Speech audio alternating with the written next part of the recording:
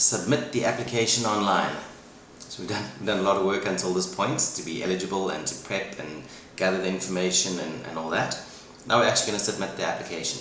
So to submit the application on QCTO's online form, we're going to use the correct link to access the form. We're going to record the application when we submit it. We're going to receive a auto response, an APL is what they call it. We have saved the emails from the correspondence we get from them, and we start the clock on turnaround time. So let's go. We use the correct link to access the form. If you go to QCTO's website, under Skills Programs, there is an online application form. That form takes you to the online application for Skills Programs. Note that this is an orange header, Skills Programs. The qualifications one is different. It is a different portal, a different link, online form. So make sure you're accessing the correct one. To access the correct one, go via the QCTO's website and hit their online application form, unless you're going to somehow copy that whole URL down while watching the video. So to fill in this form, we put all the information over here, and we're now going to enter that information in. To make this video not tedious, I've already done that, so we can just quickly flip through it. So that's the trading name of the institution, legal name, address, website, building name, town, province, postal code. We fill it all in. Here we can go additional contact person. I'm only going to use one contact person for this, but when I do this for clients, I put them as the additional contact person. Next, the type of institution.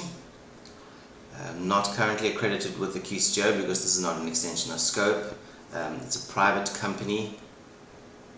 Continue. The CIPC number on your CIPC document, or CK number.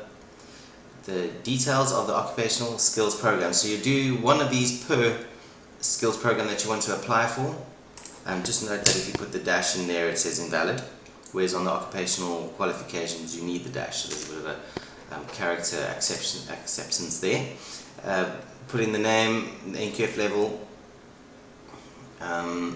We're not currently accredited for something similar. It's the facilitator name and information, if they work full-time or part-time, and their number, but you can even say facilitator not registered. It accepts it. It accepts not registered. These are the boxes so these are about whether or not you use different addresses. So we also had a look at that in our other form. Do you use different addresses?